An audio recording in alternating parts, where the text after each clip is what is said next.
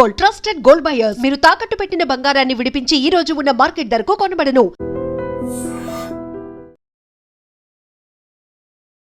Welcome to iDream news. This is Pavan. Breaking news చూస్తున్నారు. తమిళనాడు రాజకీయాల్లో అయితే ఉత్కంఠభరితంగా సాగుతుంది. అసలు విజయ్ సీఎం అవుతాడా లేదా? మొదటి అటెంప్ట్లోనే ఎంజీఆర్ కంటే ఎక్కువ ఓట్ పర్సంటేజ్ అయితే ఆయన తెచ్చుకోవడం జరిగింది. అంత మంచి పర్సంటేజ్ తెచ్చుకున్నా కానీ విజయ్కి లక్ లేదనే చెప్పుకోవచ్చు. ఎందుకంటే ఇటు డిఎంకే, అన్నా డిఎంకే వాళ్ళ తరహాలో వాళ్ళకి కొన్ని సీట్లు అయితే రావడం జరిగింది. విజయ్కి మాత్రము 108 సీట్లు రావడం జరిగింది.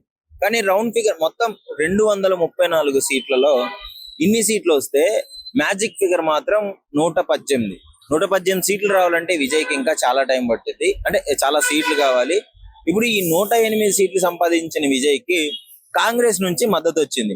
కాంగ్రెస్ నుంచి మద్దతు వచ్చినందువల్లనే మిగతా పార్టీలు కొంచెం ఆలోచిస్తున్నాయి కలవడానికి అని చెప్పేసి. అలా లేదా ఇప్పుడు డిఎంకేతో కలిసిపోయిన వీళ్ళు ఎలా టీవీకేలో వెంటనే కలుస్తారు అనే విషయం పైన చర్చలు అయితే నడుస్తున్నాయి. ముఖ్యంగా విజయ్ కూడా దాదాపు పొద్దున కూడా గవర్నర్ గారికి లేఖ రాయడం జరిగింది. నేను బల నిరూపణ చేసుకుంటాను, నాకు ప్రభుత్వం ఫామ్ చేయడానికి నాకు సరిపడా సీట్లు ఉన్నాయి అని చెప్పేసి చెప్తున్నారు. ముఖ్యంగా ఇప్పుడు 112 సీట్ల వరకు అయితే 112 సీట్ల వరకు ఏమో కాంగ్రెస్ వాళ్ళు కలిసిన తర్వాత విజయ్కి ఇంకా 6 సీట్లు రావాల్సింది. ఈ 6 సీట్లు నేను చేయగలను, నేను బల నిరూపణ చేసుకుంటానని చెప్పేసి గవర్నర్ గారికి లేఖ రాస్తే గవర్నర్ గారు దాన్ని తిరస్కరించినట్టు తెలుస్తోంది.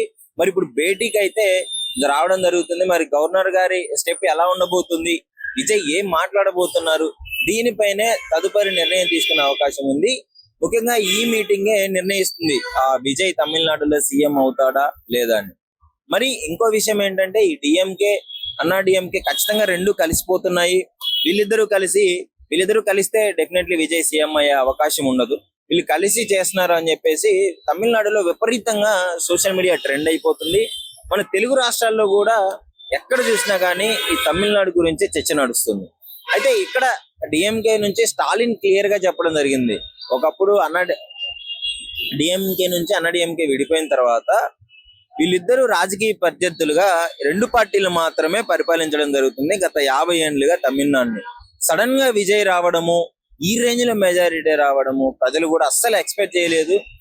ఒక హీరో అంటే గతంలో ఎంజీఆర్ గారు ఒక హీరో నుంచి ఈ విధంగా రావడము, మన తెలుగు రాష్ట్రాల్లో రామారావు గారు హీరో అయ్యి డైరెక్ట్ గా ఈ విధంగా రావడము.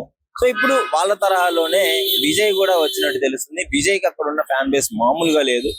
సో ప్రజలు పట్టం కట్టారు. విజయ్ కూడా ఒక జెంటిల్మెన్ లాగా వేరే పార్టీలను దూషించలేదు, కులాలను పెట్టి ఓట్లు అడగలేదు, మతాలను పెట్టి ఓట్లు అడగలేదు, ఈ ప్రాంతాలను బట్టి ఓట్లు అడగలేదు.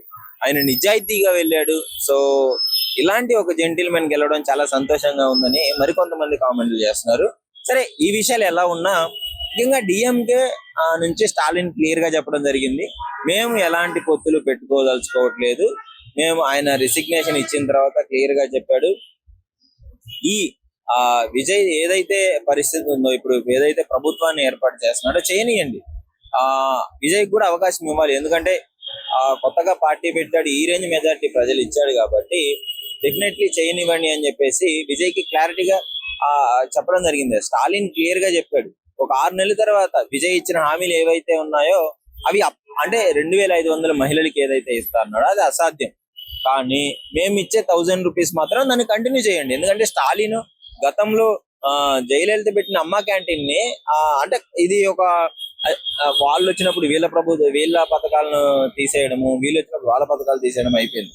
కానీ స్టాలిన్ క్లియర్ గా ఆలోచించి ఉండనివ్వండి, అదొక మంచి పథకం, ప్రజలకు ఉపయోగపడుతుంది అనే తరహాలో దాన్ని ఉంచాడు. అంటే ఇక్కడ స్టాలిన్ గారి ఆ జెంటిల్ ఎంత మంచి వ్యక్తి మనకు క్లియర్ గా అర్థమవుతుంది. సో ఆయన అదే సోషల్ మీడియాలో కూడా అవుతుంది, ఓడినా కానీ గెలిచాడు స్టాలిన్ అని చెప్పేసి సోషల్ మీడియాలో విపరీతంగా ట్రెండ్ అవుతుంది. సో మద్దతు కూడా ఇస్తున్నారు.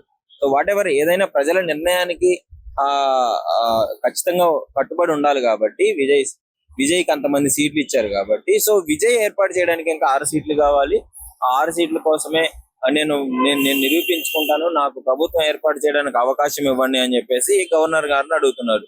ఒకవేళ గవర్నర్ గారి దగ్గర నుంచి పాజిటివ్ రెస్పాన్స్ వచ్చిందంటే ఏం లేదు, ఒకవేళ రాలేదంటే విజయ్ మళ్ళీ రాష్ట్రపతి దగ్గరికి వెళ్ళే అవకాశం ఉంది. జనరల్ గా తమిళనాడులో ఈ విధంగా అంటే హంగ్ వచ్చింది. హంగ్ అంటే ఏంటంటే మ్యాజిక్ ఫిగర్ ఎవరికి రాకపోవడము హంగ్ అంటారు. ఈ తరహాలో ఒకవేళ వీళ్ళందరూ డిసిషన్ తీసుకున్న తర్వాత ప్రభుత్వం ఏర్పాటు చేస్తే ఓకే. ఒకవేళ ఏర్పాటు చేయలేదంటే రాష్ట్రపతి పాలన జరిగే అవకాశం ఉంది. రాష్ట్రపతి పాలన జరిగే అవకాశం లేకపోయినా మళ్ళీ ఎలక్షన్స్ పెట్టే అవకాశం ఉంది. మోస్ట్లీ ఇలాంటి విషయాలు చాలా రేర్ ఉంటాయి. ఎందుకంటే డెఫినెట్లీ ఎక్కువ సీట్లు ఎవరికైతే వచ్చారో ఆ పార్టీ నుంచి ఎమ్మెల్యేలు యువతలకు రావడం ఇదంతా కామన్ జరిగే విషయాలే.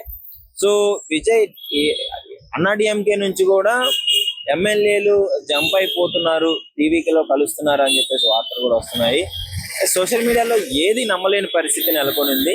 ఎందుకంటే ఎవరు ఎటు వెళ్ళిపోతున్నారు అనేది అర్థం కాకుండా ఉంది. రాజకీయాల్లో ఎప్పుడేం జరుగుతుందో మనం కూడా ఊహించలేం. కాబట్టి ప్రస్తుతం అయితే విజయ్ విశ్వ ప్రయత్నాలు చేస్తున్నాడు. బల నిరూపణ నిరూపించుకొని డెఫినెట్లీ ఆయన సీఎం గా ప్రమాణ స్వీకారం చేయబోతున్నాడు అని చెప్పేసి ఫ్యాన్స్ లో కూడా విజయ్ కున్న ఫ్యాన్ బేస్ మామూలుగా కదంటే అక్కడ ఉన్న రజనీకాంత్ గారు చేయలేకపోయారు, కమల్ హాసన్ గారు చేయలేకపోయారు. అలాంటిది విజయ్ ఈ రేంజ్ లో సీట్లు రావడం అనేది చాలా షాకింగ్ విషయం అనేది చెప్పుకోవచ్చు.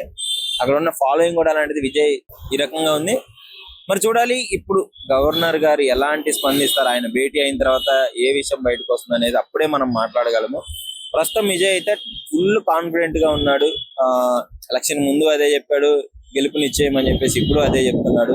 డెఫినెట్ గా నేను సీఎం ప్రమాణ స్వీకారం చేస్తాను, నాకు సరిపడా మ్యాజిక్ ఫిగర్ సరిపడా సీట్లు నా దగ్గర ఉన్నాయి అని చెప్పేసి గవర్నర్ గారిని అడిగే అవకాశం ఉంది. ఒకవేళ ఇది కాదంటే రాష్ట్రపతి గారి దగ్గరికి వెళ్ళే అవకాశం ఉంది. డెఫినెట్లీ విజయ్ మరి చూడాలి. మీ అభిప్రాయం ఏంటి, మీరేమనుకుంటున్నారు? డెఫినెట్లీ విజయ్ అయ్యే అవకాశం ఉందా లేదా, ఏమన్నా పెను మార్పులు సంభవించే అవకాశం ఉందా లేదా అనేది మీ అభిప్రాయాన్ని డెఫినెట్లీ కామెంట్ రూపంలో తెలియజేయండి.